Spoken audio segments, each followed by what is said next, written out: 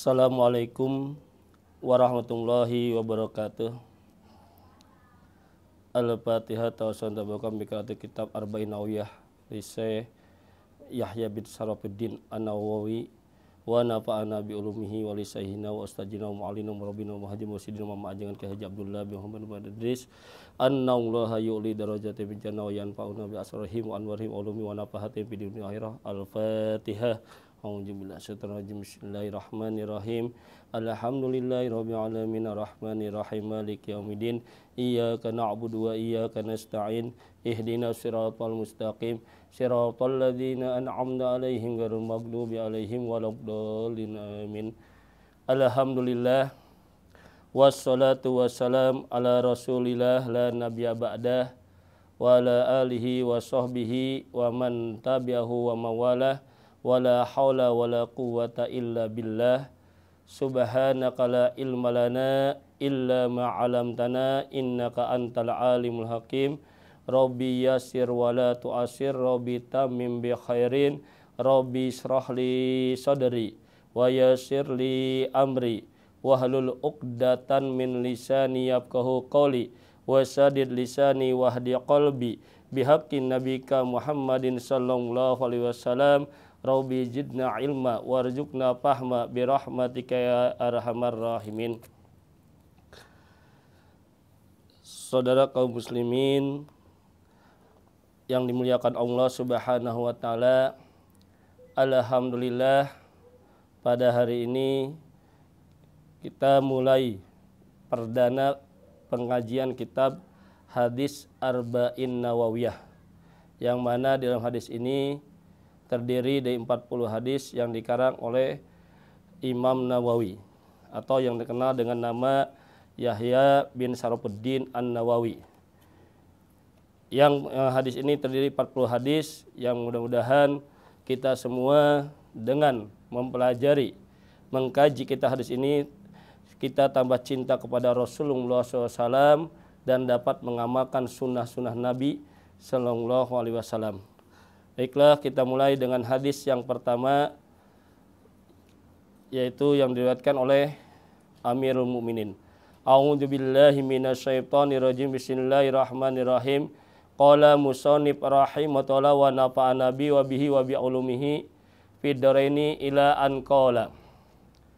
Al haditsul awwal an Amiril Mukminin Abi Habsin Umar bin Al-Khattab radhiyallahu ta'ala anhu qala sami'tu Rasulullah sallallahu alaihi wasallam yaqulu innamal a'malu binniyat wa innama likulli imri'in ma nawa faman kanat hijratuhu ila Allahi wa rasulihi fa hijratuhu ila Allahi wa rasulihi wa man kanat hijratuhu lidunya yusibuha amrimra'atin yankiuha fa hijratu ila mahajara ilaihi. Rawahu Imam al-Muhadditsaini Abu Abdullah Muhammad bin Ismail ibni Ibrahim ibni Mughirah ibni Bardijbah al-Bukhari al-Ju'fi wa Abul Husain Muslim bin al-Hajjaj ibni Muslim al-Qushairi an-Naisaburi fi sahihima alladaini huma asahul kutubil musannafah. Pada hadis yang pertama ini terdiri dari dua makna, yaitu yang pertama dua pembahasan. Yang pertama pembahasan tentang niat, dan yang kedua kita akan bahas tentang makna hijrah. Tapi sebelum kita masuk kepada hadis ini yang mana kita terjemahkan dulu. An Amiril Mukminin, dari Amiril Mukminin Abi Habsin Umar bin Khattab radhiyallahu ta'ala anhu qala. Dari Amiril Mukminin Abi Habsin Umar Khattab, Abi Habsin Umar bin Khattab. Amiril Mukminin adalah panggilan untuk Sayyidina Umar bin Khattab.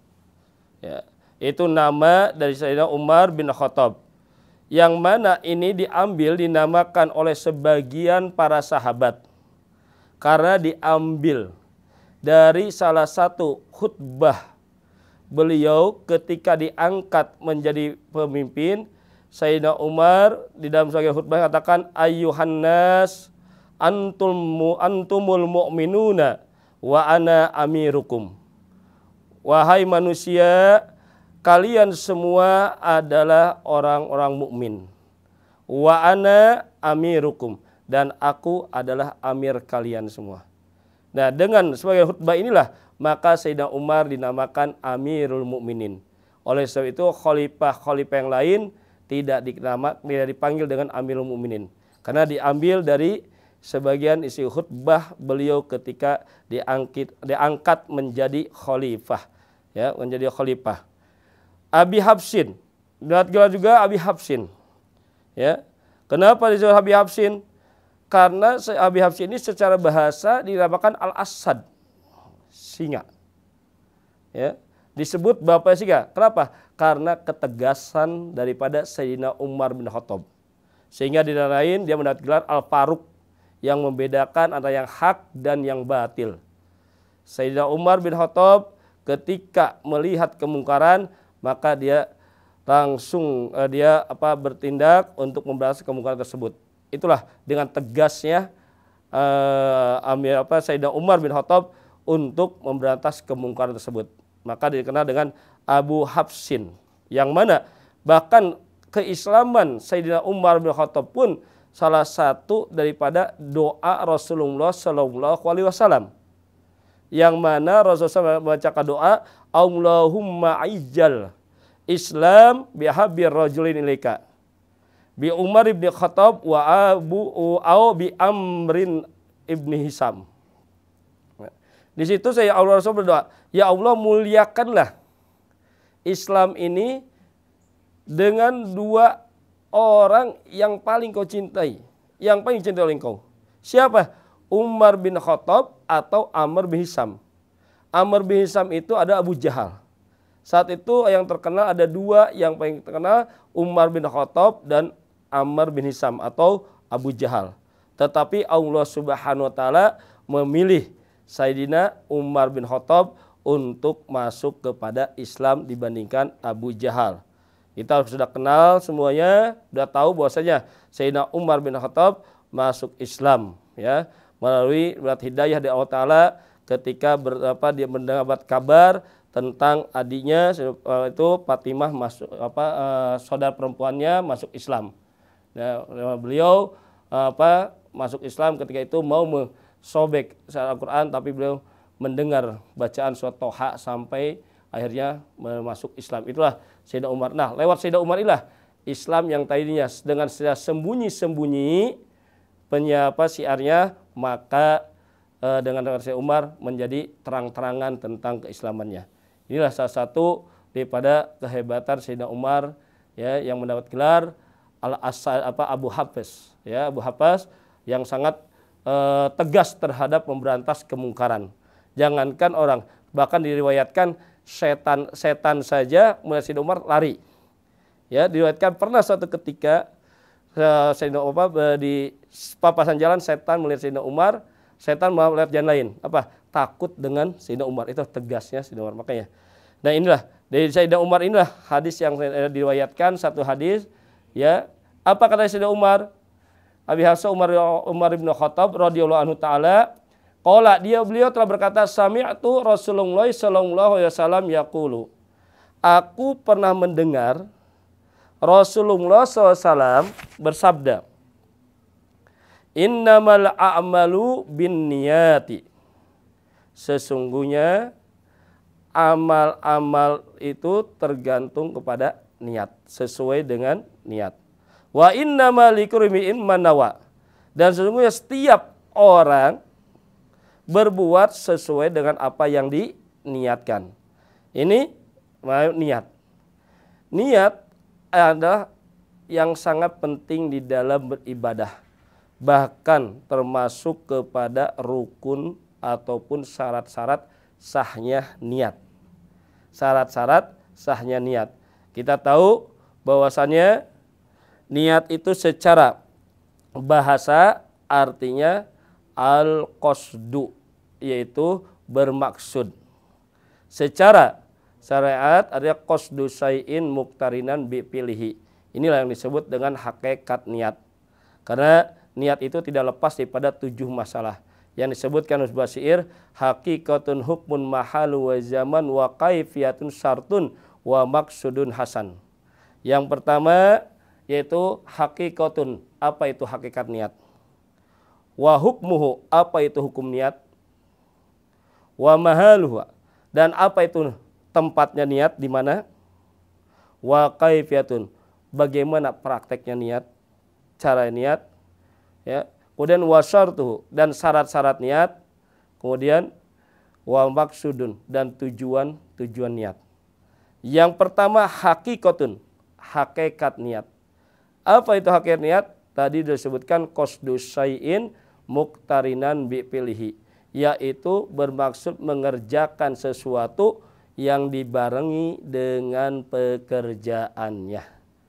Jadi kalau tidak dibarengi dengan pekerjaan, itu namanya bukan niat, baru ajam. Ajam itu baru keinginan. Ya, baru keinginan itu. Ajam itu baru keinginan. Itu maka di situ niat adalah berbarengan dengan pekerjaan. Contohnya seperti sholat. Kapan niat sholatnya? Yaitu ketika takbiratul ihram, bukan sebelum. Itu berbarengan. Ya. Nah kecuali ya, apa? Yaitu puasa. Puasa tidak berbarengan. Puasanya pagi, kadang-kadang niatnya setelah sholat tarawih. Ya, tidak berbarengan dengan pekerjaannya. Itu puasa. Ya, karena puasa masuk niatnya sejak terbenamnya matahari sampai terbitnya fajar. Selain puasa semua berbarengan dengan niat. Itu niat dengan pekerjaan berbarengan. Inilah. Ini yang pertama hakikatun. Wa hukmuha, dan hukumnya biasanya wajib. Niat itu hukumnya wajib itu, ya. Itu di dalam ibadah itu niat, baik ibadah sunnah atau wajib, niat wajib. Memang ada satu masalah yang pekerjaannya wajib, niatnya sunnah. Yang kedua, pekerjaannya sunnah, niatnya wajib. Apa itu? Yang pertama, pekerjaannya wajib, niatnya sunnah, yaitu memandikan mayit. Memandikan mayit wajib, tapi niatnya sunnah. Yang kedua, pekerjaannya sunnah, niatnya wajib, itu mewudukan mayit. Nah itulah ini baru 2. Insya Allah nanti kita teruskan. Ya, kita teruskan kembali ya di dalam pembahasan niat ini, baru kita sampai hakikatud dan hukmun, ya. Insyaallah mudah-mudahan kita dengan niat ini jadikan Allah Ta'ala segala sesuatu yang kita lakukan diniatkan untuk karena Allah Subhanahu wa taala, sehingga kita bisa aktivitas kita menjadikan pahala di sisi Allah Subhanahu wa taala. Demikianlah, mudah-mudahan kita semua diberikan kekuatan untuk senantiasa istiqomah di dalam niat kita beribadah kepada Allah Ta'ala. Demikianlah, lebih kurangnya maaf yang sebesar-besarnya. Wabillahi taufiq hidayah wal afu minkum. Assalamualaikum warahmatullahi wabarakatuh.